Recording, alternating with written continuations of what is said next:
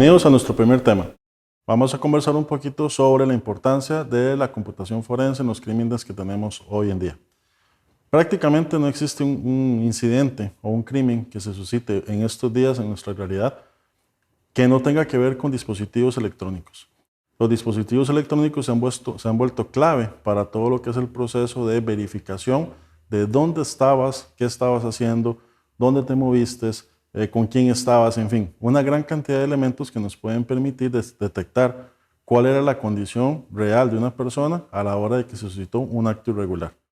No solamente en el tema de los dispositivos como tipo teléfonos, también en nuestras computadoras, nosotros podemos percatarnos cuáles son las páginas que has visitado, cuáles son los eventos a los que te han invitado, por ejemplo, con quién has tenido relacionamiento. Todos estos elementos son indicios que a la hora de hacer un proceso judicial o un proceso de probatorio ante una entidad, por ejemplo, administrativa, nos permitirían detectar ese comportamiento irregular o descartarlo, que es parte de lo que la ciencia forense trata de hacer. ¿Cuáles son los retos que hoy por hoy sufren los investigadores forenses? Cuando hablemos de los retos que enfrentan los investigadores hoy por hoy, básicamente tendríamos que decir que es el ritmo vertiginoso con el que crecen las tecnologías.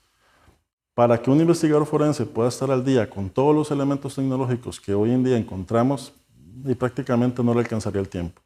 Entonces, este conocimiento hace que sea muy difícil que seamos expertos en todos los ámbitos que podríamos nosotros tener la ciencia forense. Y de ahí que es importante siempre acudir a los especialistas en cada uno de los diferentes temas o plataformas en los cuales estemos haciendo la pericia forense. Otra de las complejidades que enfrentamos básicamente son la parte legal, el conocimiento que los técnicos que hacemos las pericias forenses muchas veces tenemos. Esos gaps de conocimiento que enfrentamos depende de la jurisdicción del país donde estemos haciendo la pericia, son bastante o pueden impactarnos bastante en el proceso que estamos nosotros desarrollando. Lo otro que es súper importante es la volatilidad de la información, la volatilidad de la evidencia que nosotros tenemos. El solo hecho de llegar a una máquina que esté encendida y que nosotros apaguemos esa máquina a la hora de tratar de llevar la máquina o transportar a nuestro laboratorio forense puede hacer que perdamos evidencia súper importante y clave a la hora de resolver el caso.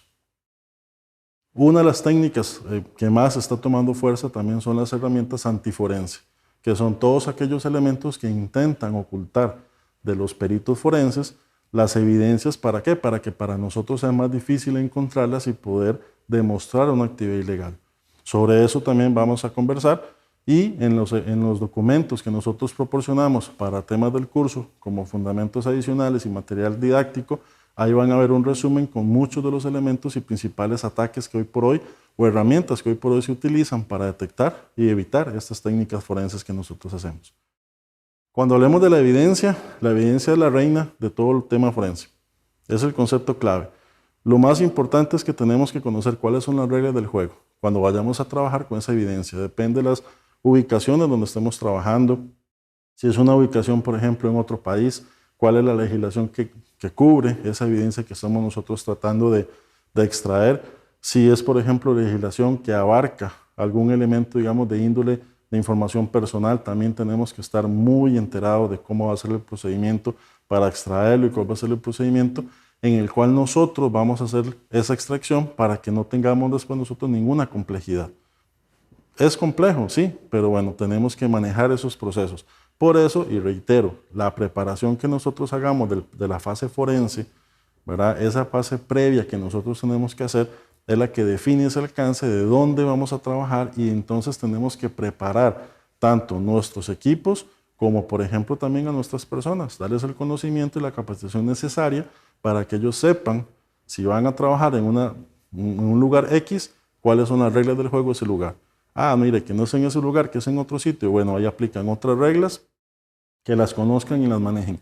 Muy importante que todo ese proceso tenga una metodología claramente establecida. No deberíamos nosotros de empezar a hacer procesos de inventar metodología cuando estamos ya en el campo. Para todo ese montón de elementos tenemos la fase previa, que es donde tenemos que prepararnos. La regla de oro, que siempre trabajamos con la información de copia. Nunca vamos a trabajar con la evidencia original. Eso es la regla de oro que siempre manejamos en el concepto forense. Nunca, por ninguna circunstancia, tenemos que trabajar con la evidencia original.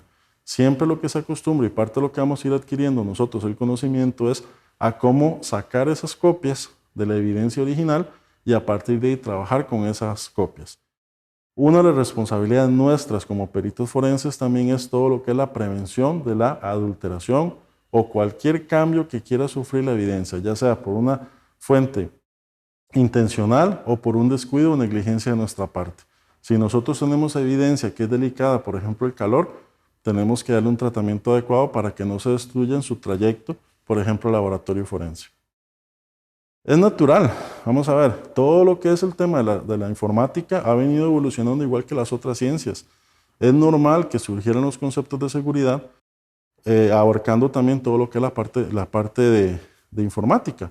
Entonces, de esta necesidad es que surge el concepto de ciberseguridad y seguridad de la información, que son dos elementos que nos van llevando a puntos clave, ¿verdad? Donde nosotros tenemos que hacer esa separación en primera instancia de lo que es seguridad informática, de lo que es por otro lado seguridad de la información. Cuando nosotros hablemos de seguridad informática, hablamos principalmente de todo lo que es la parte de tecnología. Cuando hablemos de seguridad de información es más integral, porque además de abarcar lo que hacemos en tecnología, en cierta medida, también tenemos que trabajar con las personas, con los procesos y con la data o información que interviene en todos esos procesos. Si nosotros entendemos esta claridad y nos preparamos de forma integral, ya vamos a empezar a ver dónde entra la ciencia forense. ¿Por qué? Porque la ciencia forense no la podemos dejar solamente en temas de tecnología. No solamente es una herramienta que nos ayude a generar una auditoría o que nos ayude a extraer una información y listo. No, es un proceso más integral que tiene que ver con cómo las personas manejaron la evidencia o la información, dónde estaba la evidencia, en qué estado se encuentra o cuáles son los procesos que intervienen para que esa evidencia pueda manipularse o no. Entonces, son dos mundos aparte. Podríamos decirlo, pero la preparación forense que tenemos que nosotros tener es integral a los dos mundos. ¿Por qué decimos esto? Porque en las mismas plataformas que intervienen en el tema de seguridad informática son las plataformas que nosotros cuando preparamos a nuestra empresa para hacerle frente a los temas forenses, tenemos que ir levantando ese inventario, cuáles son las fuentes de información, cuáles son los elementos que serían claves en caso de un incidente de seguridad, por ejemplo, contra ese equipo o contra ese activo de la información. Y cuando hablemos de seguridad de la información, pues es toda la parte procedimental. ¿Cómo nosotros vamos a garantizar que durante el proceso de la respuesta al incidente, que es donde entramos principalmente los peritos forenses, vamos a intervenir? Si nosotros vemos cualquier marco o cualquier metodología de seguridad de la información, aquí, por ejemplo, tenemos el marco del NIST. En el marco del NIST tenemos 5 grandes fases. La fase de identificación, protección, detección, la parte de respuesta y la parte de cómo nos recuperamos ante un incidente. La ciencia forense principalmente interviene en el proceso de respuesta. Cuando nosotros estamos haciendo frente al incidente y tenemos que aplicar todas nuestras técnicas para prepararnos y poder evidenciar qué fue lo que pasó y rápidamente recuperarnos. Pero, ¿qué pasa en los tiempos en los que no hay incidentes? Ahí es donde el equipo forense también puede aportar muchísimo, muchísimo. ¿Cómo? Haciendo preparación. Cuando nosotros hacemos la fase de identificación, por ejemplo del NIST, lo que hacemos es identificar cuáles son los activos de información que nosotros tenemos en la empresa, vemos cuáles son los principales riesgos que enfrentan y a partir de esa identificación de riesgos preparamos toda una estrategia de cómo contener esos riesgos o cómo hacerle frente. Esa es una labor que perfectamente un equipo en la parte forense podría desarrollar o inclusive darle un saborcito más específico. Por ejemplo, ¿cuál? Ir preparando cuáles son las interfaces para extraer la información en el momento que se dé un incidente contra ese activo de la información. Si hablamos del proceso de protección, lo mismo. Una vez que yo identifiqué los activos de información y que yo mapeé cuáles son los riesgos en el proceso de protección, ¿qué hago? Defino cuáles son, ahora sí, los controles específicos para enfrentar esos riesgos. Y seguimos adelantando, ¿verdad? En la parte de detección, ¿qué hago? Pues básicamente es que todos esos controles que ya yo implementé, pues me hablen, que sean controles que sean proactivos. Yo no quiero ir a sacar evidencia cuando ya pasó algo. Lo rico que sería que yo tenga la información antes o durante el incidente para poder tomar acciones en el proceso de respuesta. Si nosotros nos vemos bien el tema de respuesta y si nosotros tenemos plataformas que en la parte de detección sean proactivas, muchas veces nuestro trabajo se va a hacer más fácil. Pero si no los tenemos, ahí es donde tenemos nosotros que cerrar un poquito más las filas con todo lo que es el proceso de respuesta a incidentes para entonces hacerle frente a las situaciones y darle los elementos necesarios a la organización para que se recuperen los incidentes y que finalmente nosotros tratemos de mitigar que esos incidentes vuelvan a repetirse. Con esto cerramos la primera clase de nuestra semana número 1. Recuerden que pueden conseguir el material en el campus virtual. Ahí va a estar los resúmenes y van a estar también ya parte de los laboratorios que ya les van a estar esperando. Bueno, nos vemos entonces en la clase número 2 que está por empezar. Gracias.